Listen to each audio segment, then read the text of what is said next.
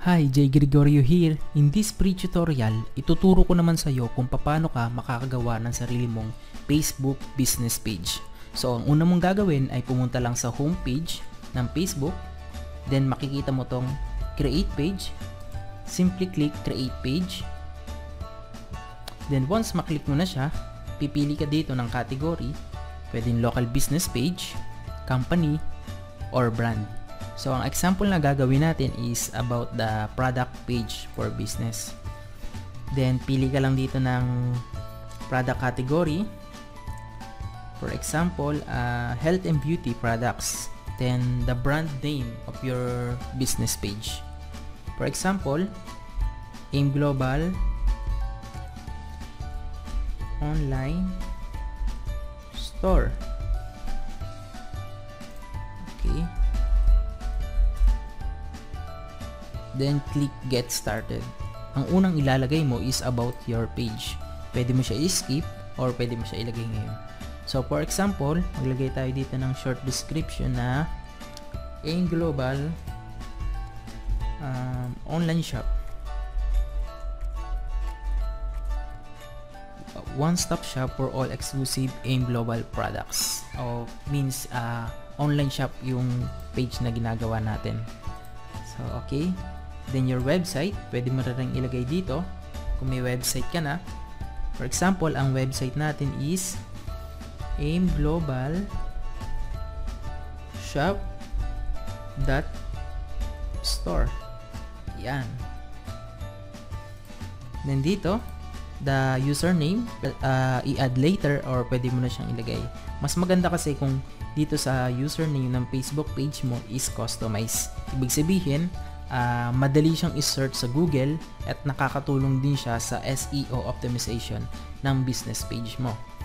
So later, pwede ikaw maglagay or pwede mo na rin ilagay ngayon. Ang next naman na gagawin mo is mag-upload ng profile picture. Kung may profile picture ka na naka-ready, pwede yan. Let's try. For example, ito yung gagawin natin na profile. Okay, na-save na natin. So next na tayo. Tatanong sa'yo kung i-add mo ba sa favorites. So, kung i-add mo siya, madali mo siyang ma-access kapag nasa home ka. So, skip lang natin. And this one is very important. So, ang kagandahan kasi kapag meron kang prepared audience sa business page mo, yung mga targeted na tao lamang ang ipaprioritize ni Facebook para ipakita yung business page mo. Whether it's organic traffic and paid traffic. So, let's try to this prepared page audience. So, location, everyone in this location, ibig sabihin, kahit saang bansa or kahit sinong tao sa buong mundo pwedeng makita ang business page mo. Basta, meron silang internet connection. Pwede ring people who live this location, ipe-prepared mo lang. For example, prepared natin is Philippines. Your target market is Philippines and other country, for example, sa abroad, Hong Kong, add tayo ng tatlo, and United, and UAE, for example. So, meron tayong tatlong country na target audience. Ang next naman na gagawin mo is sa age limit. Sa age limit, prepared dito, depende yan sa products na promote mo. Pero I highly suggest dapat sa age limit meron kang prepared.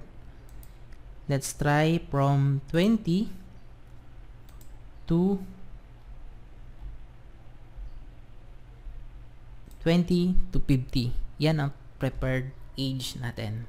So sa interest naman, kung AIM Global yung pinopromote mo, AIM Global Products, then pwede mong pagsamahin yun. Focus ka sa AIM Global Opportunity, then AIM Global Products. So, ang ginawa natin na page ngayon is only for AIM Global Products. It is a page for online shop. So, ang gagawin natin ay ilagay ang niche or interest na related sa AIM Global Products. So, AIM Global Products is a health and beauty products. Pwede mo diyang ilagay healthcare, health and awareness. Pwede yan. Organic products. Try natin. Ito, organic food, pwede rin yan. Health and beauty products, yan. Then, ilagay mo rin dito ang AIM Global. Yan, ilagay mo yung mga suggested page niya.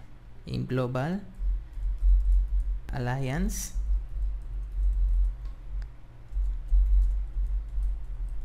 In motion. Alright, so sa interest, meron na tayong 1, 2, 3, 4, 5, 6. 6 interest is very targeted. So, ang language naman is leave mo lang siya kasi worldwide naman, meron ding other country mo siya pinopromote. So, leave as blank na lang siya. Then, click save. Alright, that's it. So, ang gagawin mo naman, maglalagay ka dito ng FB cover page. So, sa FB cover page, pwede kang gumamit ng mga online editor. So, kung marunong ka naman sa Photoshop, pwede kang mag-customize ng sarili mo. So, ang lalagay natin ay customize cover page. Click mo lang yung add cover, then upload. Dito, may nagawa na akong isang customize page. Hanapin natin sa FB cover page. Okay, this is my ready-made. Kung nag-avail ka naman ng aming system or ng online marketing website, pwede mong ma-access lahat ng feature na to by clicking here. Click mo lang yung click here to request your free access. Ang bonus tools na to ay nandito na karamihan, yung mga ready-made na Facebook timeline post, banner, poster, at marami pa. So, once na-click mo na yung access, hanapin mo lang yung FB cover page. Meron na ring mga ready-made dito. Yan, dito makikita mo yung ready-made. Included na rin yung Photoshop. Kung marunong ka sa Photoshop, pwede mo siya i-customize. Okay? So, ito, nalagay na natin.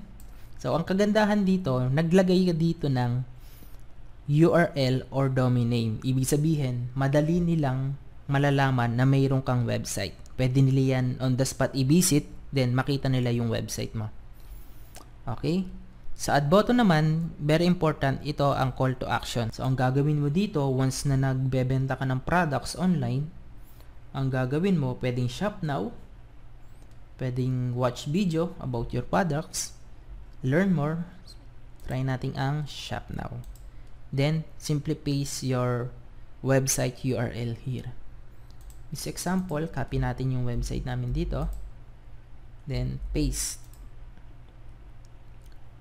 After mo ma-paste, click mo lang ang create. Gawin mo lang, skip mo lang yan or not now. So, alright. Nandito na. Pwede mo siyang i-test.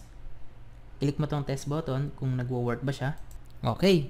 Once na-click mo yung button na yun na nilagay mo sa URL, dito ka mismo mapupunta sa online shop mo or sa website na gusto mong papuntahin yung client mo.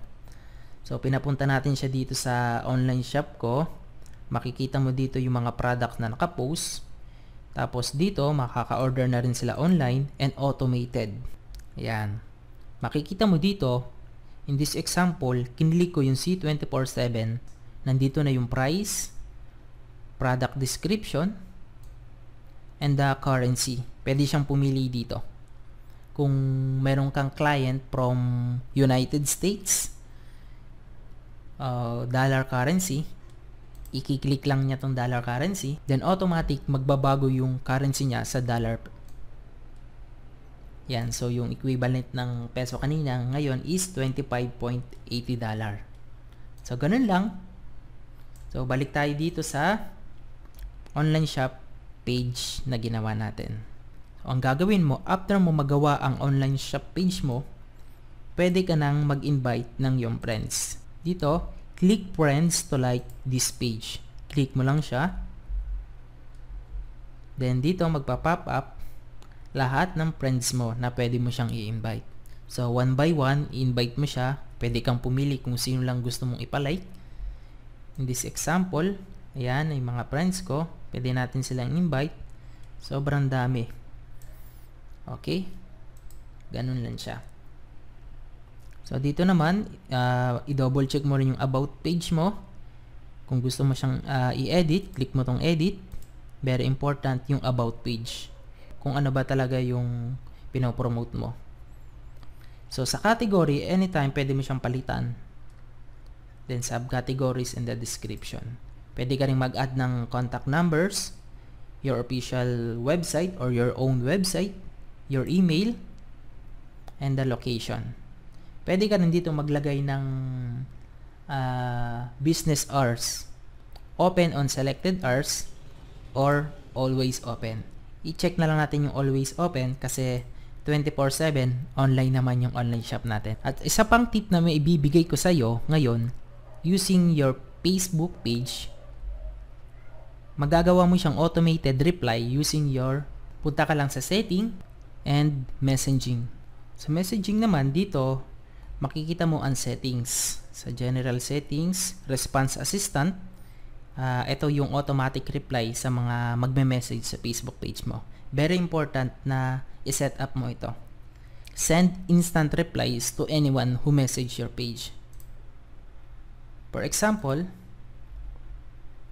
thanks for messaging us. We try to be as responsive as possible.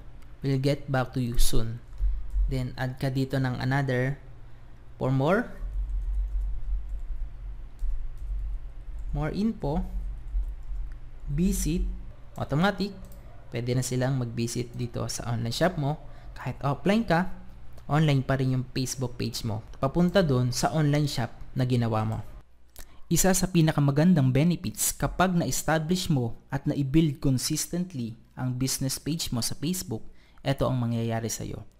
Magkakaroon ka ng maraming likes, maraming shares, and inquiries about your business. So sa amin, everyday, nakaka-receive kami ng 50 to 100 inquiries a day.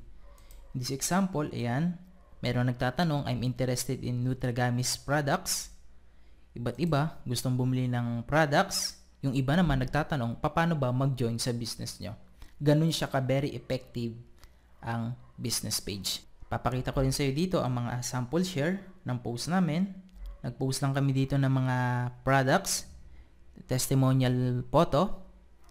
Ito ang mga share, likes, 362 and 417 shares. Kakakuha ka ng maraming likes dahil na-build mo ng tama ang business page mo.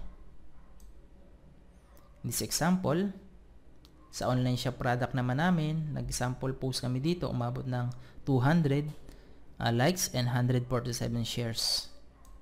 Ipapakita ko sa iyo dito ang isang example na ginawa naming ads. Ito ang isang example na ginawa naming ads sa Facebook.